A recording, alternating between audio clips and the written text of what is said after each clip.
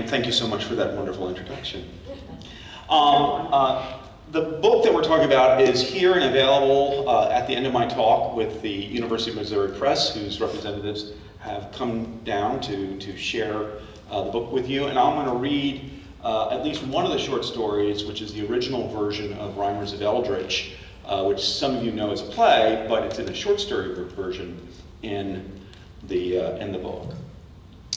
Lanford Wilson was Missouri's own Pulitzer Prize-winning playwright. He wrote about Missouri. He wrote about Missouri lives, the voices of Missourians. He was raised in Ozark, Missouri. He was born in Lebanon, he won the Pulitzer Prize in 1980 for his play Talley's Folly, which is a play again about the Talley family of a mythical Lebanon, Missouri. It's mythical because in the play there's a river that runs through it, and there's not a river that runs through Lebanon. There's a river that runs through Ozark. He was elected in 2001 to the Theater Hall of Fame. It's one of the greatest honors in the New York theater. He was also elected to the American Academy of Arts and Letters in 2004, and he is considered to be one of the major playwrights in New York even now, right now. His play, Burn This, is in previews on Broadway featuring Adam Driver and Kerry Russell right now. It opens on the 16th, and we'll see how that goes. He is very much on the minds of New York writers and New York playwrights. He mentored many of them. So he's quite an important writer, and he's particularly important to Missourians and particularly to my young Missouri playwrights who have had the opportunity to jump into his collection and learn more about him. He was born in 1937 in Lebanon. He grew up in Ozark. In 1942, his parents divorced, and his father moved out to San Diego. His mother worked in a Springfield garment factory. At another point, she was cleaning hotel rooms. He grew up sleeping with her before she remarried. She married Walter Leonard when he was 11 years old, and Leonard was a dairy inspector, and dairy inspecting is very much a part of his play Book of Days. He was profoundly affected by Ozark, Missouri. It remained with him his whole life. We actually very recently had a conference about Lanford's work, and his Ozark high school friends came up from Ozark and shared his drawings in high school. He was a very talented graphic artist. In fact, he made his living as a graphic artist for a while. He lived in Ozark until he graduated from Ozark High School in 1955. I know that because I've gone to his high school reunions and visited with his friends. During that time, he was already writing. So some of the short stories that are featured in this collection he wrote when he was 17, 18 years old. He was a prodigy. He was writing mountains of poetry, mountains of short stories. He was a born writer. After he graduated from high school, he took some courses at Southwest Missouri State, which is now Missouri State, he decided that he wanted to go visit his dad, Ralph Wilson, in San Diego. He wanted to reconnect with his father. He went out there and he worked in an airplane manufacturing plant. He enrolled in San Diego State College, taking writing courses. He had a very close group of friends when he was out there. Those group of friends became his source for working on his plays, and his experience working with this small group of writers, some of who went on to become beat poets and became quite important in California's art scene. That little nurturing group became his inspiration for circle repertory theater and getting involved, and his whole mentorship of other playwrights really came out of this experience of being a young writer and having a group of friends with whom he shared his work. He continued to share his work with this group of friends until, I want to say, the late 1960s, and he remained lifelong friends with some of them. He and his dad had a falling out when he came out to his father as gay. His father threw him out.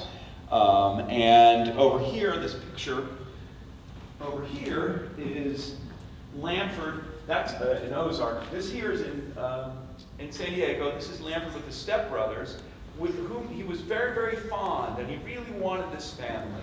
He really wanted to be part of that family. It was devastating to him to have his father throw him out because he was gay. It was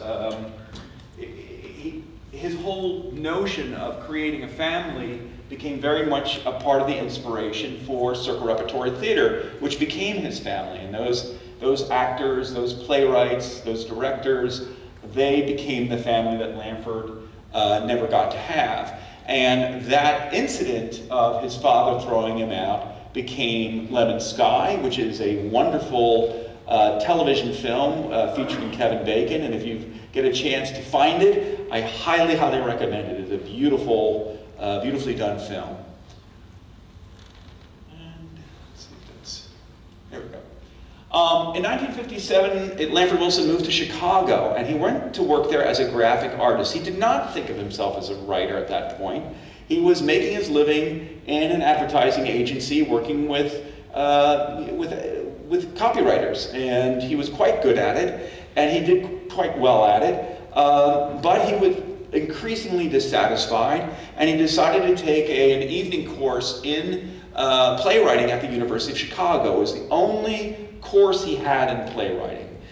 He was pretty much self-taught. He never finished college, and he loved Chicago. He discovered that the dialogue in his short stories, he felt, was better than the narrative, and so he decided that he was a playwright.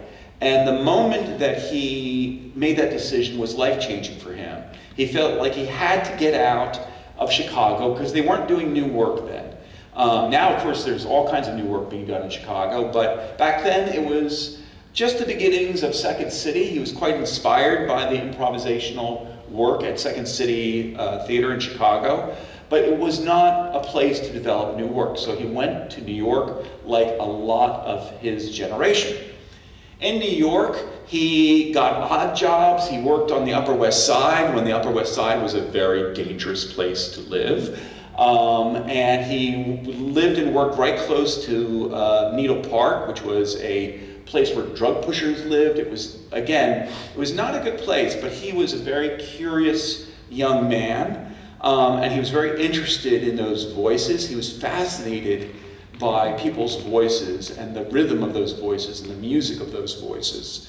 And he became one of the pioneering young playwrights of the Cafe Chino, which was founded by Joe Chino, who was a failed ballerina. Joe Chino was a very loving, warm Italian, Sicilian guy who had a little coffee shop, and he let his friends do their plays there. And Lanford was one of those young writers. His play So Long that the Fair premiered there in 1963. It is, of course, lost, but it's most famous for having an actress get folded up in a fold-out couch in the middle of the play. And then at the end of the play, she's murdered, and she's rolled up in a couch. And the big trick of the play was, at the end, they would roll out the play, and she would pop out of it just fine. And so, you know, the New York theater was stunned by the fact that you could roll up an actress in a couch. The Cafe Chino became one of the major places for writers who were writing about gay subject matter. Joe Chino didn't intend for that to happen. It just happened of its own accord. Lanford Wilson and Robert Patrick really became the two major playwrights that came out of the Cafe Chino, along with Sam Shepard, along with John Ware.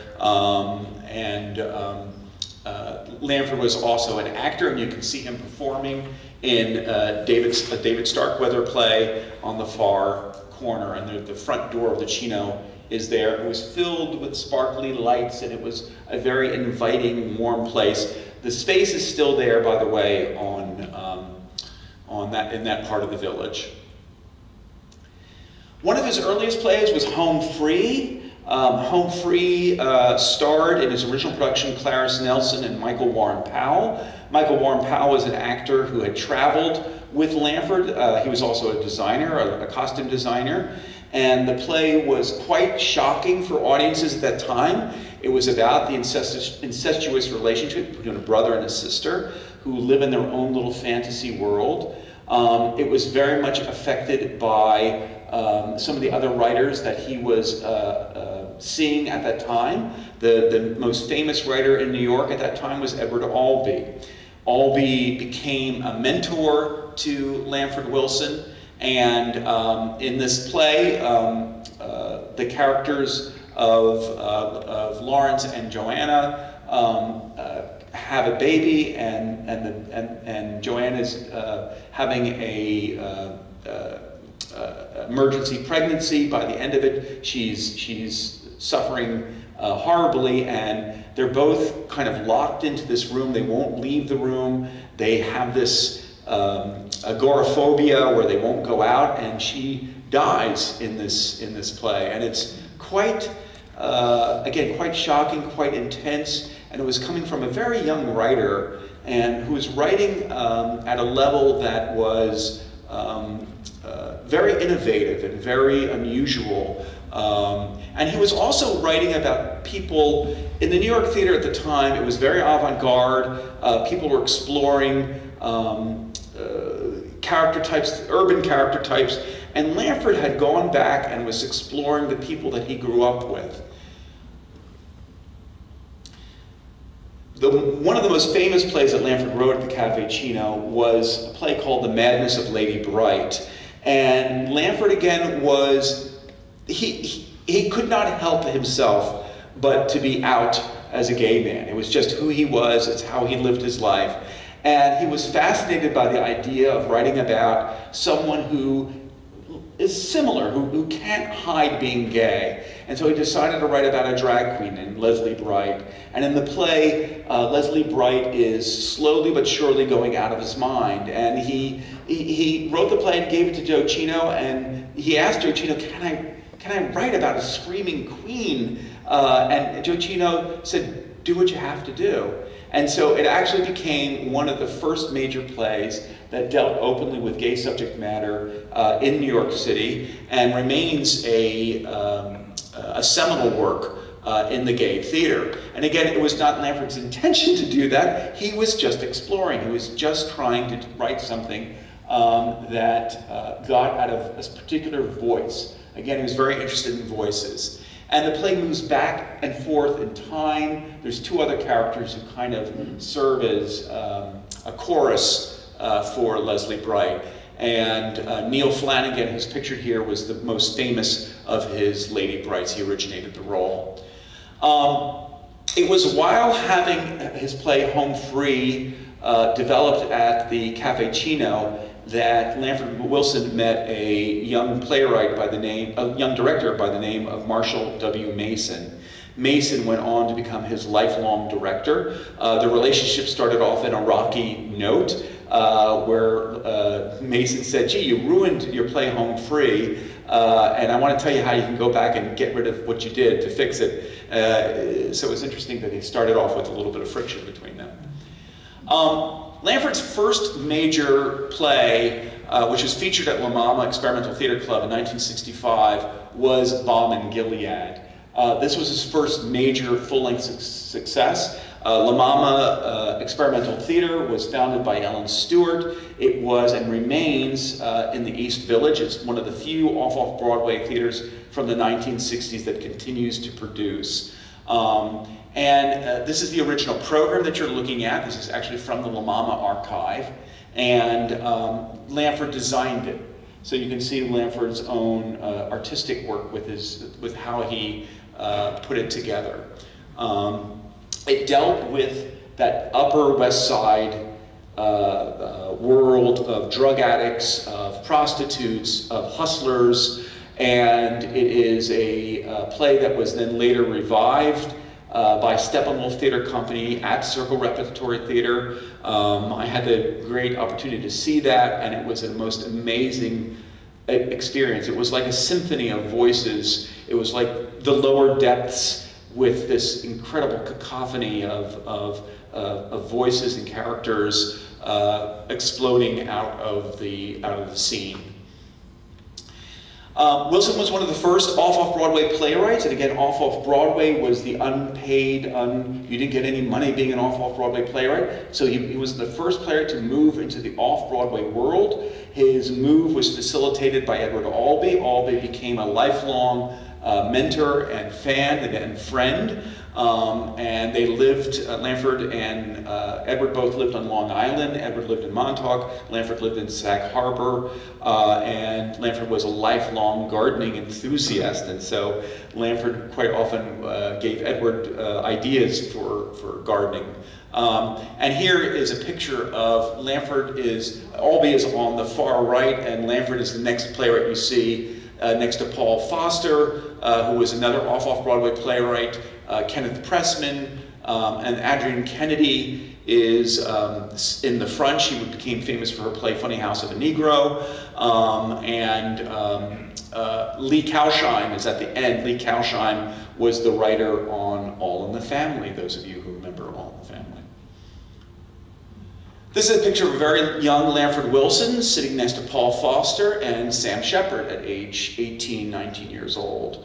And they were produced by Edward Albee and his partners, Richard Barr and Clinton Wilder, who created a playwrights unit. And they focused on developing these off-Broadway playwrights who are not really having their plays developed in theaters.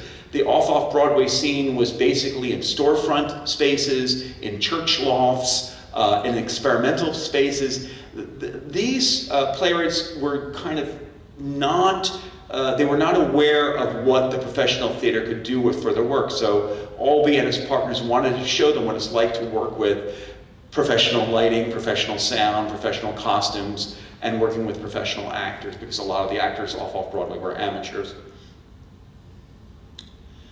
Wilson's production of Rhymers of Eldritch was first produced at La Mama Theater. This is, of course, one of the quintessential plays that he wrote about Missouri voices. Of course, he sets it in Iowa, but he's writing about Ozark, Missouri. And in the play, there are many characters that came out of his life in Ozark. The central character of the homeless man, he is based on a real character in Ozark. And the play is about a small town murder, and it's about the lies and secrets that a small town keeps. And Lanford wrote this play using this choral effect.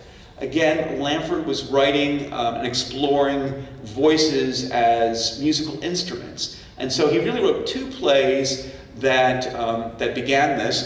This is The Real Speaking, which again is almost a pure vocal collage of these Ozark voices. And then he also wrote Rhymers of Eldritch, which is, he developed from this short story, which I'll be reading tonight. And again, he was very interested in finding those Ozark dialects, those Ozark voices in his plays. This is more photos from that original La Mama production. And eventually what made him most famous were his plays about the Talley family, which included Talley's Folly, 5th of July, and Talley and Son.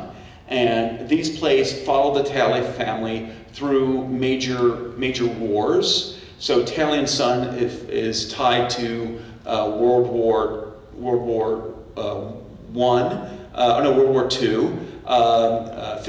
Talley's Folly is the same night in World War II, and 5th of July explores the aftermath of the Vietnam War.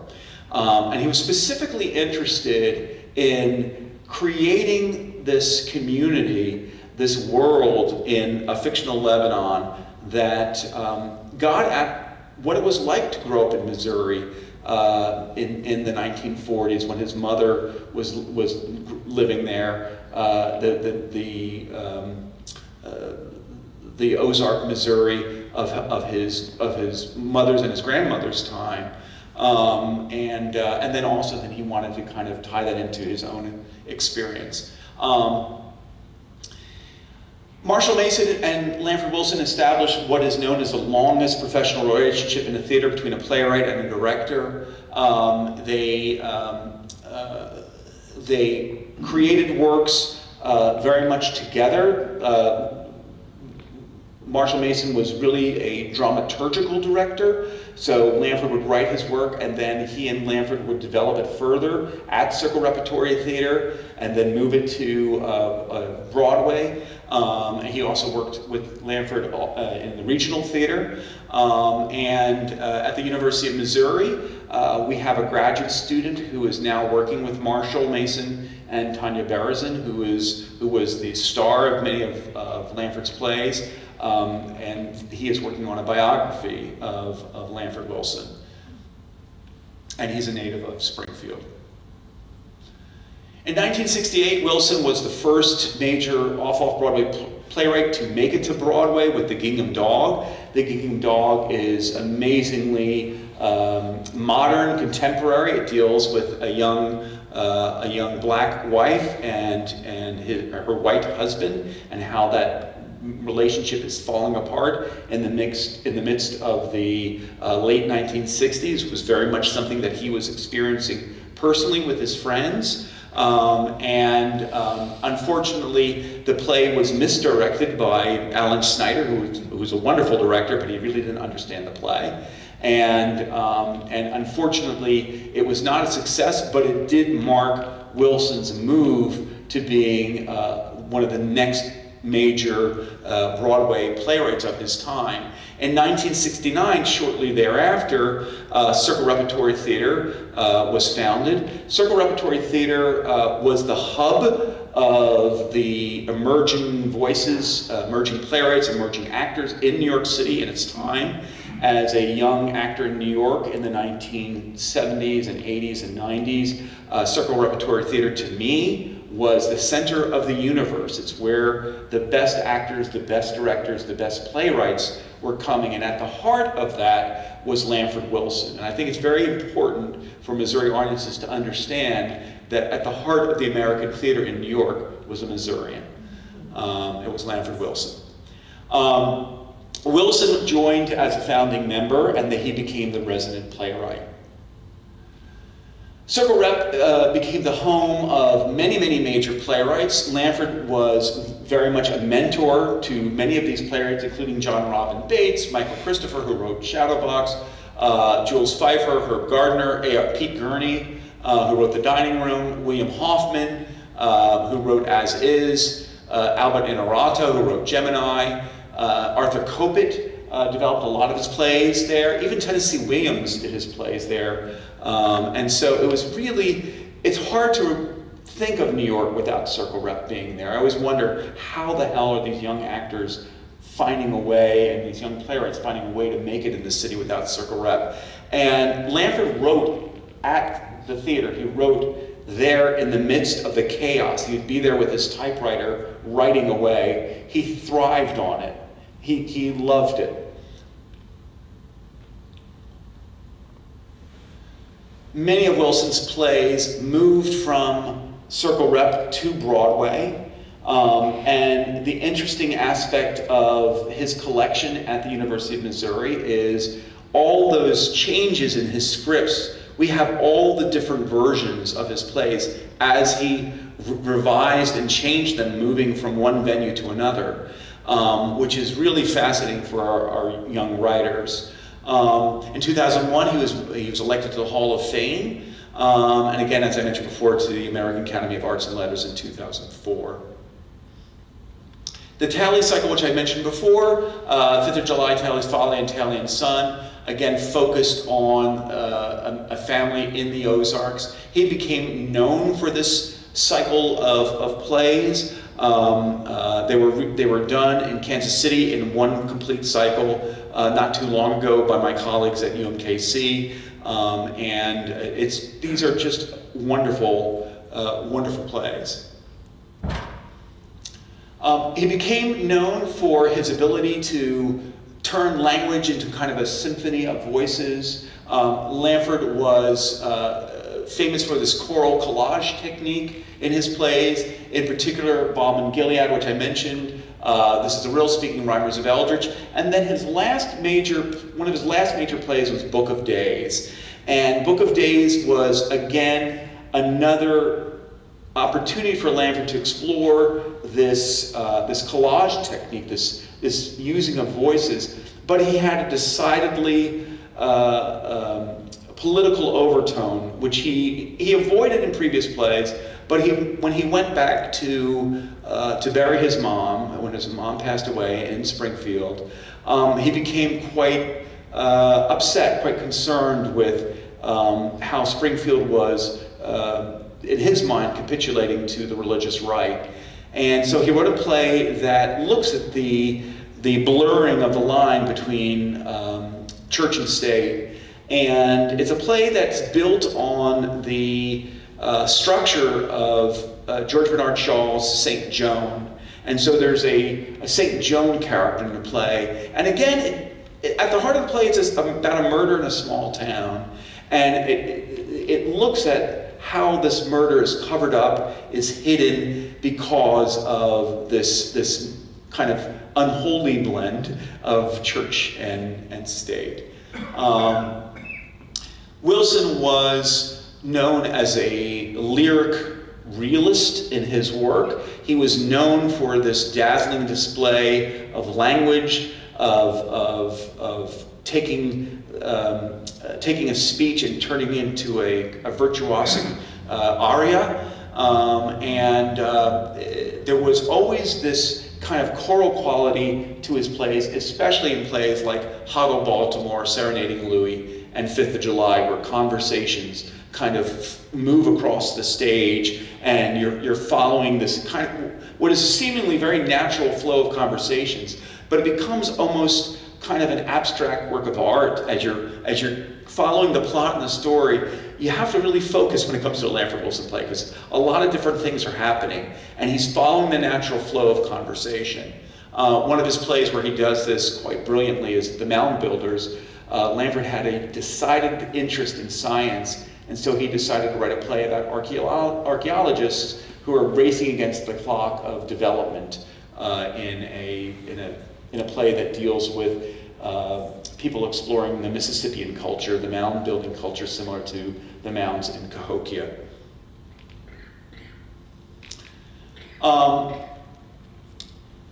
Wilson also explored the edges of nuclear science in Angel's Fall, where where a group of people are huddled in a church because of nuclear fallout.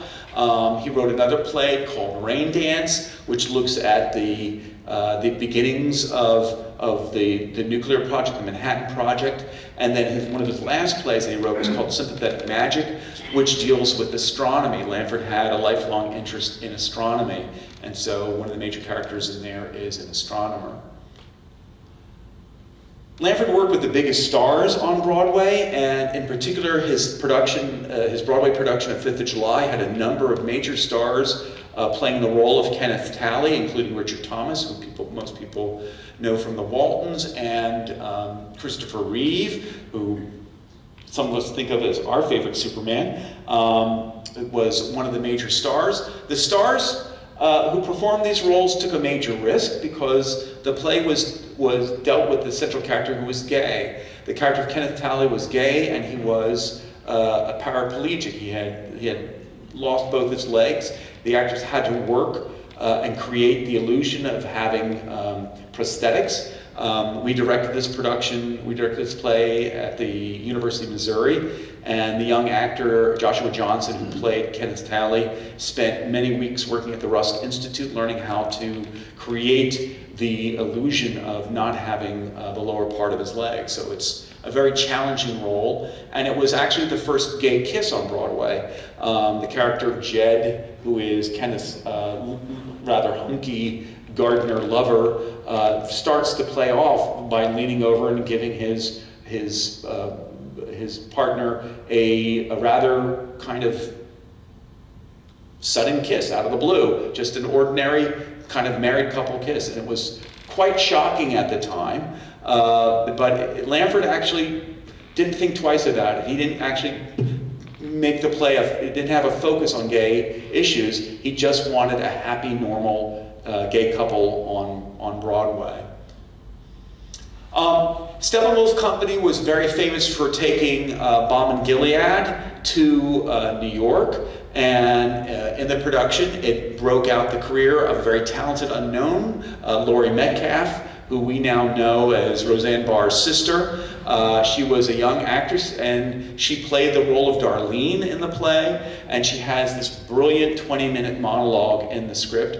After Lanford died, she made a YouTube version of it that you can see, in memorial to Lanford Wilson. You can see, if you Google Laurie Metcalf doing the monologue, Darlene's monologue from Balm and Gilead. And it's wonderful, and she's wonderful. She just, Laurie Metcalf just did Three Tall Women on Broadway not too long ago. One of the Wilson's biggest hits on Broadway was Burn This, which is the play that's been opening in a few days, featuring John Malkovich and Joanna Allen. It's very, very exciting to be here and to be talking about Lanford with this really exciting production. If you're getting to New York anytime this spring or summer, I really encourage you to make a stop and see the production. Of course, John Malkovich, when he performed the role, was wearing massive wigs. He still had no hair, so don't let that fool you.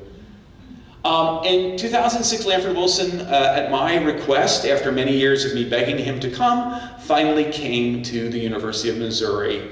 And he told me, frankly, that he needed money to pay his gardener because he had a massive garden and he was not well enough to look after his garden by himself anymore. So this forced him on a plane. He normally didn't fly.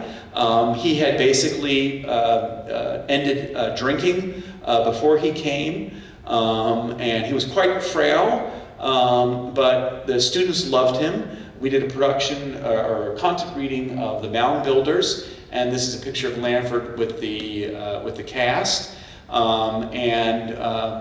He was chatty, charming, very much an Ozark native. It was in his voice the entire time, and brilliant with the students. He was a gifted teacher. He just charmed the pants off of all of us, and he was very outrageous. He had all kinds of terrible stories that he said in front of the students. He was totally outrageous, just totally a theater person. We had an on-stage talk. He actually, at one point, he was very frank about his heart surgery, and when he stopped drinking, he stopped writing. He started drinking heavily when Circle Rep ended, and he found it very difficult to write without this theater to support him. And he survived his heart surgery, and he went on to teach at the University of Houston. Edward Albee had been teaching there for many years, and Edward had asked him, as Edward was becoming frailer, to teach for him, and so Lanford went down there. Even though his health was, he was still struggling in 2006 with his health, he managed to gain his health back, and he really started another career teaching playwriting at the University of Houston, where he was quite loved for his work. And this is another picture. The Lanford Wilson collection is enormous. There's files in there that include all of his major works, correspondence, his poetry, photographs, programs. It's gigantic, and it came to the archivists, Michael Holland and Anselm Rosenbergen, in shrink-wrapped on pallets, a mess. And they transformed this into an incredibly useful, searchable archive that is accessible and very, very important for researchers in Lanford's work. Lanford has not had a huge amount of scholarship. We are trying to change that at the University of Missouri. We're working, in addition to this volume, we're working on a volume of essays that came out of our Lanford Wilson conference, we'll talk more about, that we had in 2018. it's 53 linear feet of manuscripts and approximately 100 books. They recovered much of his work from the diskettes, and I thought Anselm here earlier tonight. There he is, and they worked archivist magic on this collection. It's incredibly important work. It is a rare find. These kind of collections, you actually have to travel to New York, to the New York Public Library at Lincoln Center, which is quite expensive, to find this kind of archive. Thanks to the incredible work of the university archivists, they have made this available to our students right here in Columbia, Missouri. And I really encourage you to come up and take a look at it, and take a look at some of the aspects of the collection. The collection is growing as friends and family send us more materials, more correspondence. This is an example of one of the notebooks that Lanford created for each one of his projects. He would walk around Greenwich Village writing notes for his plays, and so this is the notebook for 5th of July. And I actually worked with this when I directed 5th of July, and it's fascinating to watch the characters start to come to life on these pages in Lanford's handwriting. And so the character of Shirley Talley is really one of the first characters to appear, and she kind of jumps out off the page, fully formed with this wonderful monologue about wanting to be the most famous person in Missouri. And the other character says to her, "Is that really so hard?" It's a wonderful monologue, and she's such a passionate character. I really love Shirley Talley. And in 2018, we had the first ever Lanford Wilson conference. It was called Missouri Self-Taught Lanford Wilson, the American Drama. We brought to Columbia Marshall Mason, who was incredibly wonderful with his anecdotes and stories about working with Lanford on all his shows. Tanya Berezin, who is the executor of the Lanford Wilson estate and a former artistic director of Circle Rep, and she originated many of the female roles of Lanford's plays off Broadway. She is an Obie Award-winning actress and teacher of acting. And they both taught master classes in acting directing, but they were also there to talk about Lanford's work. And then we also had in the panel over here, this was our Ozark panel, and we had Lanford's friends and family and an Ozark historian, Elise Crane, talk about Lanford, but they also contributed materials to the Lanford Wilson collection, including Violetta Tate Wilson's scrapbooks of her son. She had, I think, 5 to 7 massive scrapbooks, carefully collecting all of her son's articles in just this loving, wonderful way. And it's a wonderful part now of the Lanford Wilson collection. This is a production that I directed of 5th of July with Lanford's wonderful characters. And I'm just going to kind of flip through. This was done in the Rheinsberger Theater. And the actor playing Kenneth Talley is on the far right side, Joshua Johnson, who then went on to an MFA program at Cal State Fullerton in acting.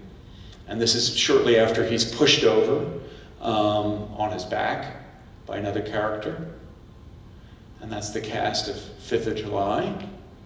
And then just this past spring, I directed a really wonderful production of Rhymers of Eldritch, featuring projections in the background that were done by Xiomara Cornejo, who is a brilliant artist in projection. And she took photographs and films of Ozark, Missouri, and transformed it into these really gorgeous backdrops. And here's our 2 gossiping elderly members of Eldritch. And there's our young star characters.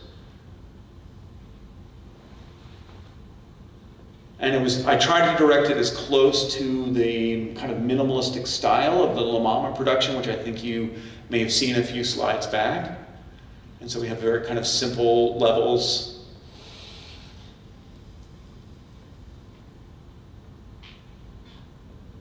And there in the background you can see the projections in the back as we create the forest where the final violent action occurs, where the murder occurs.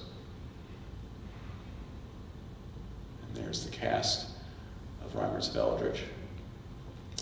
In 2015 and 2017, I started taking students into the archives.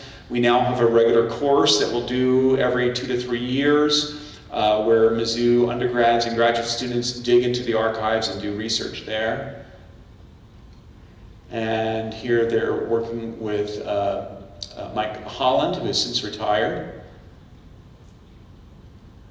And the collection of the short stories and poetry that you'll see include the original short story, Rhymers of Eldritch, along with versions of The Great Nebula in Orion, and material from 5th of July, which is in the short story Beautiful Children, and Madness of Lady Bright, and some of the other plays. There's little pieces of it there.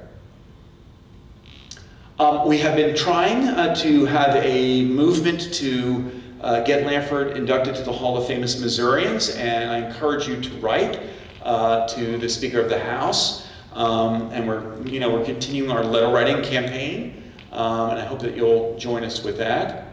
And that is my presentation. I did want to read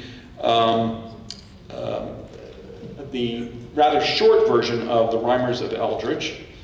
I'm going to quickly find it here.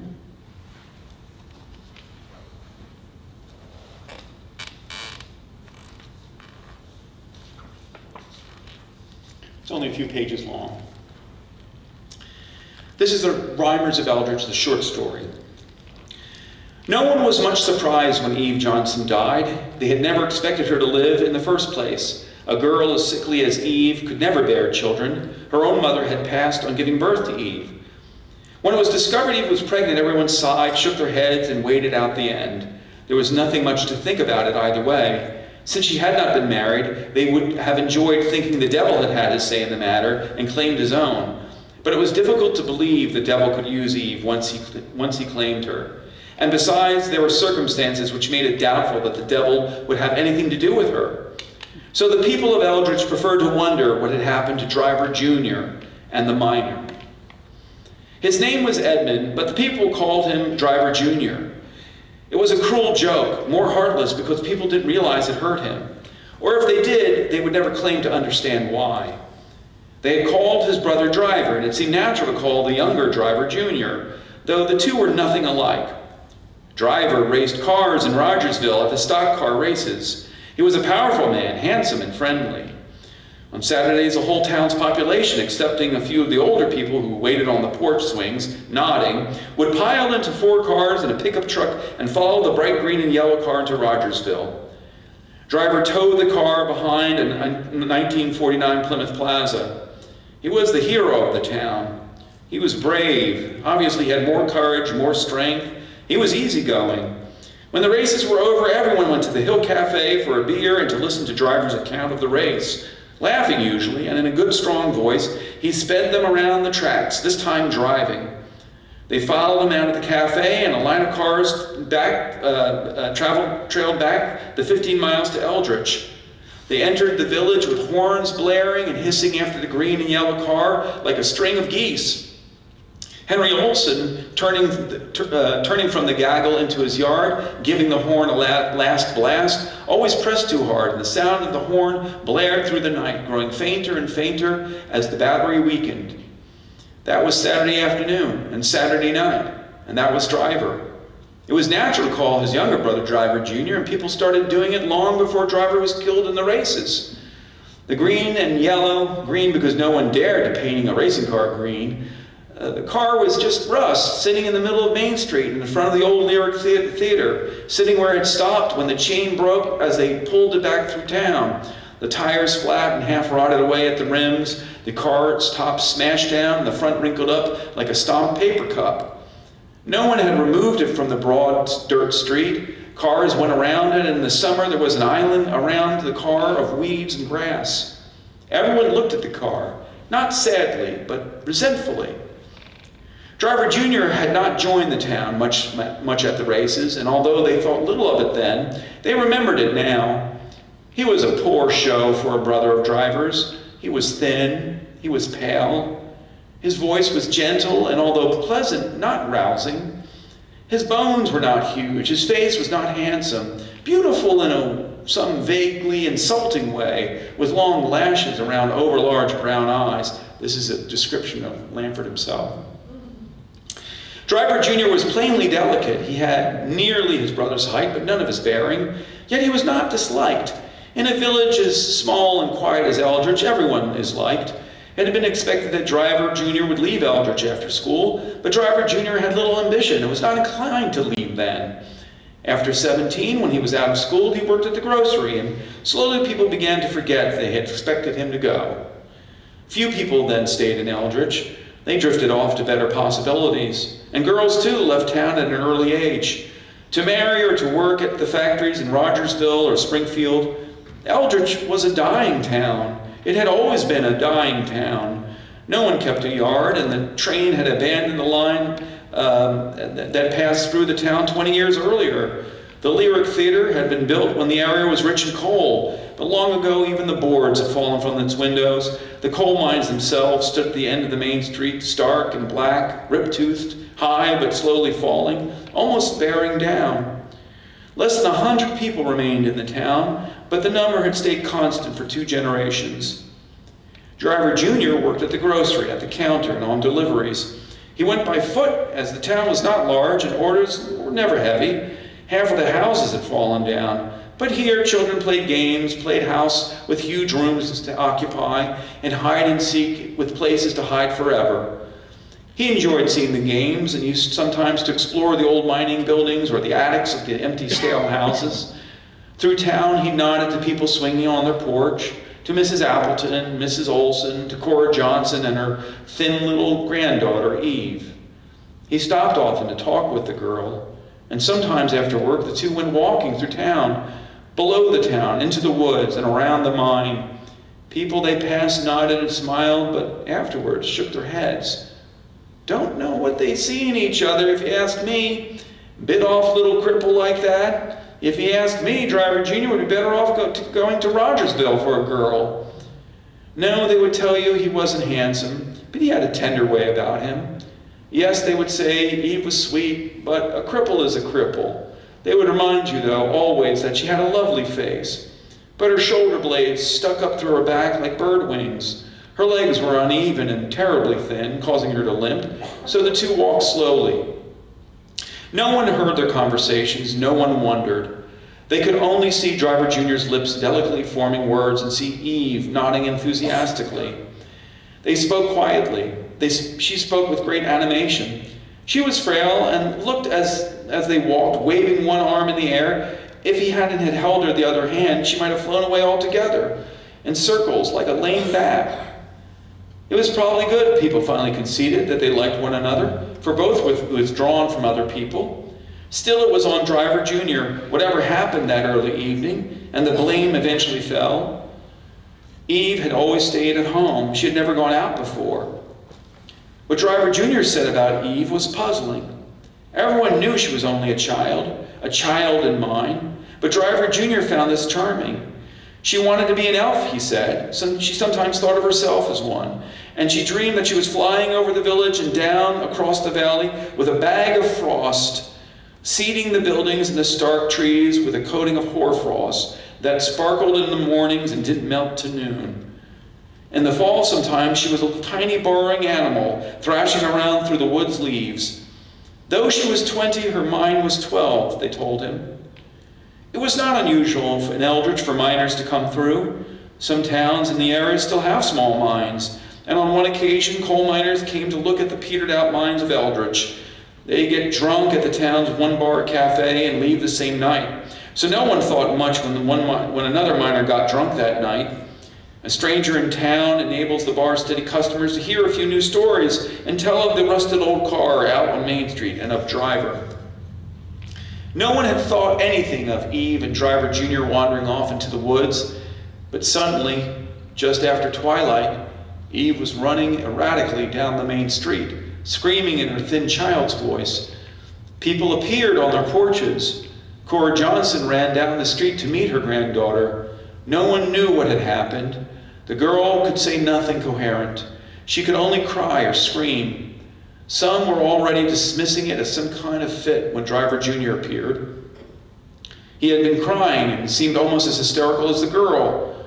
The girl had been raped, he told them. A miner had come upon them in the wood, he said. Yes, they nodded. There had been a miner in town that afternoon. Yes, he had been drunk. He had left, some swore, off toward the wood. He had appeared suddenly in the wood, striking both Driver Jr. and Eve, though apparently not hard, as there were no marks. He had tied up the boy and raped Eve in front of him. If there was more to the story, Driver Jr. did not tell them. For 3 days was all the town talked about. The county sheriff was notified and posted a description of the miner. People from the town searched for the man, but without avail. Driver Jr. had not joined the search, but they understood. He did not talk of the incident, but sat a good deal in the storefront at the back of the grocery. Eve did not come back on the porch, and Driver Jr. did not go to her house. They were not seen together after that. Not even after a few months, when it was learned that she was pregnant, did Eve come back to the porch. The 5th day after the accident it was termed, the miner was seen in town. Of course, by this time, every stranger in town was the miner and was reported. This miner was seen once by Mr. Carey when he closed the grocery. He telephoned the sheriff in Rogersville and told Driver Jr. to go on home. Mrs. Olson also saw the miner with someone else, and it was later assumed to be Driver Jr. himself, but the boy's mother disowned it.